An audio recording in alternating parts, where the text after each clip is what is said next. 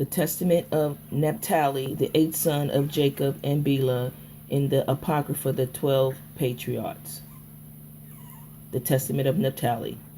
The copy of the testament of Naphtali, which he ordained at the time of his death, is in the 130th year of his life, when his sons were gathered together in the 7th month on the first day of the month, while still in good health. He made them a good feast of food and wine, and after he was awake in the morning, he said to them, I am dying, and they believed him not. And as he glorified mighty God Ahia, he grew strong and said that after yesterday's feast he should die. And he began then to say, Hear, my children, you sons of Naphtali, hear the words of your father. I was born from Bilhah, and because Rachel dealt craftily and gave Bilhah in place of herself to Jacob, and she conceived and bare me upon Rachel's knees, therefore she called my name Naphtali. For Rachel loved me very much, because I was born upon her lap, and when I was still young she was wont to kiss me, and say, May I have a brother of thine from my own womb, like unto thee, whence also Joseph was like unto me in all things, according to the prayers of Rachel. Now my mother was Bilhah, daughter of Raphias, the brother of Deborah, Rebekah's nurse, who was born on one and the same day with Rachel. And Raphias was of the family of Abraham, a Chaldean god, fearing, freeborn, and noble. And he was taken captive and was brought by Laban, and he gave him Una, his handmaid, to wife. And she bore a daughter, and called her name Zilpah, after the name of the village in which he had been taken captive. And next she bore Bilhah, saying, My daughter has an after what is new, for immediately she was born. Excuse me a second. And next she bore Bilhah, saying, My daughter hastened after what is new, for immediately that she was born, she seized the breast and hastened to suck it. And I was swift on my feet like the deer, and my father Jacob appointed me for all messages, and as a deer did he give me his blessing. For as the potter knoweth the vessel, how much it is to contain and bring clay accordingly, so also did mighty God Ahia make the body after the likeness of the spirit, and according to the capacity of the body doth he implant the spirit. And the one does not fall short of the other by third part of a hair, for by weight and measure and rule was all the creation made. And as the potter knoweth the use of each vessel, what it is meet for, so also doth mighty God Ahia know the body, how for it will persist in goodness, and when it beginneth in evil. For there is no inclination of thought which mighty God Ahia know not, for he created every man after his own image. And as man strengthened, so also is his work. And as his mind, so also is his skill. And as his purpose, so also is his achievement. And as his heart, so also is his mouth. As his eyes, so also is his sleep. As his soul, so also is his word, either in the law of mighty God Ahia or in the works of Belial. And as there is a division between light and darkness, between seeing and hearing, so also is there a division between man and man, and between woman and woman. And it is not to be said that the one is like the other, either in face or in mind.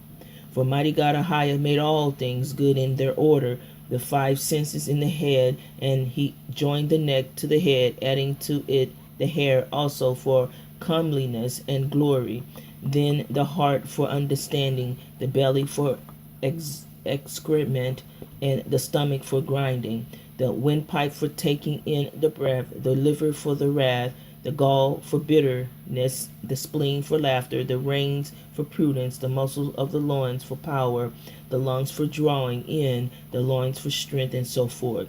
So then, my children, let all your works be done in order with good intent in the fear of mighty God Ahia, and do nothing disorderly in scorn or out of its due season. For if thou bid thy eye to hear, it cannot, so neither while you are in darkness can you do the works of light.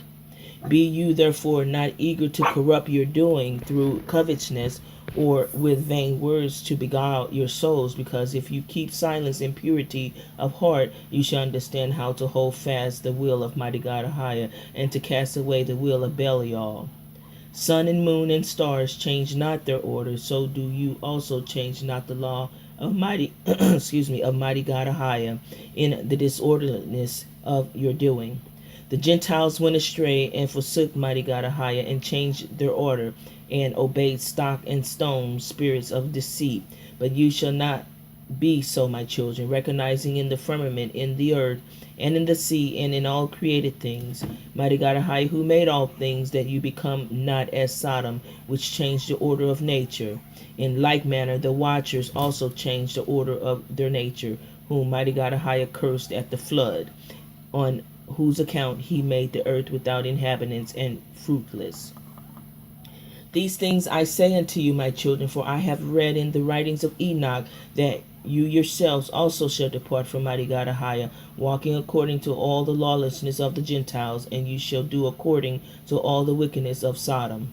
And mighty God Ahia shall bring captivity upon you, and there shall you serve your enemies, and you shall be bowed down with every affliction and tribulation, until mighty God Ahia have consumed you all. And after you have become diminished and made few, you shall return and acknowledge mighty God Ahia, your mighty God, and he shall bring you back into your land according to his abundant mercy. And it shall be that after that they come into the land of their fathers, they shall again forget mighty God Ahia, and become ungodly. And mighty God Ahia shall scatter them upon the face of all the earth, until the compassion of mighty God Ahia shall come, and man working righteousness and working mercy unto all them that are far off, and to them that are near. For in the 40th year of my life I saw a vision on the Mount of Olives. Excuse me a second. I'm going to back that up again. For in the 40th year of my life I saw a vision on the Mount of Olives on the east of Jerusalem, that the sun and the moon were standing still. And behold, Isaac, the father of my father, said to us, Run and lay hold of them, each one according to his strength, and to him that sees them will the sun and the moon belong. And we all of us ran together, and Levi laid hold of the sun, and Judah outstripped the others and seized the moon, and they were both of them lifted up with them. And when Levi became as a son, lo, a certain young man gave to him 12 branches of palms, and Judah was bright as the moon, and under their feet were 12 rays. And the two Levi and Judah ran and laid hold of them, and a bull upon the earth with 2 great horns, and as an eagle's wings upon its back, and we wished to seize him, but could not. But Joseph came and seized him, and ascended up with him on high. And I saw, for I was there, and behold, a holy writing appeared to us, saying, Assyrians, Medes, Persians, Chaldeans, Syrians shall possess in captivity the 12 tribes of Israel. And again, after 7 days, I saw of Father Jacob standing by the sea of Jamnia, and we were with him. And behold, there came a ship sailing by, without sailors or pilot. And there was written upon the ship of Jacob. And our father said to us, Come, let us embark on our ship. And when he had gone on board, there arose a vehement storm, and a mighty tempest of wind, and our father, who was holding the helm, departed from us. And we, being tossed with the tempest, were borne alone over the sea, and the ship was filled with water, and was pounded by mighty waves, until it was broken up. And Joseph fled away upon a little boat, and we were all divided upon 9 planks, and Levi and Judah were together. And when we are all scattered into the ends of the earth, then Levi, girt about with sackcloth, prayed for us all unto mighty God Ahia. And when the storm ceased, the ship reached the land as it were in peace. And our father came, and we all rejoiced with one accord. The 2 dreams I told to my father, and he said to me, The things must be fulfilled in their season. After that Israel had endured many things. Then my father said unto me, I believe mighty God Ahia that Joseph liveth, for I see always that mighty God Ahia numbered him with you. And he said, weeping, Ah me, my son Joseph, thou livest thou, I behold thee not, and thou seest not Jacob that begat thee. He caused me also therefore to weep by these words, and I burned in my heart to declare that Joseph had been sold, but I feared my brethren. And lo, my children, I have shown unto you the last times how everything shall come to pass in Israel. Do you also therefore charge your children that they be united to Levi and to Judah, for through them shall salvation arise unto Israel, and in them shall Jacob be blessed. For through their tribes shall mighty God Ahijah appear dwelling among men on earth, to save the race of Israel, and to gather together the righteousness from amongst the Gentiles. If you work that which is good, my children, both men and angels shall bless you, and mighty God Ahijah shall be glorified among you, the Gentiles, through you. And the devil shall flee from you, and the wild beast shall fear you. And mighty God Ahijah shall love you, and the angels shall cleave to you. As a man who has trained a child well is kept in kindly remembrance, so also for a good work, there is a good remembrance before mighty God Ahijah. But him that doeth not that which is good, both angels and men shall curse. And mighty God Ahijah shall be dishonored among the Gentiles through him, and the devil shall make him as his own peculiar instrument. And every wild beast shall master him, and mighty God Ahijah shall hate him. For the commandment of the law are twofold, and through the prudence must they be fulfilled. For there is a season for a man to embrace his wife, and a season to abstain therefrom for his prayer. So then there are two commandments, and unless they be done in due order, they bring very great sin upon men. So also it is with the other commandments. Be you therefore wise in mighty God Ahijah, my children, and prudent understanding the order of his commandment, and the laws of every word, that mighty God Ahijah may love you.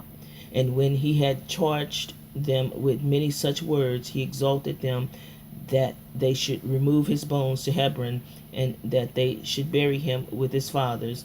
And when he had eaten and drunken with a merry heart, he covered his face and died. And his sons did according to all that Naphtali their father had commanded them. And that's the end of Naphtali. Thank you for listening.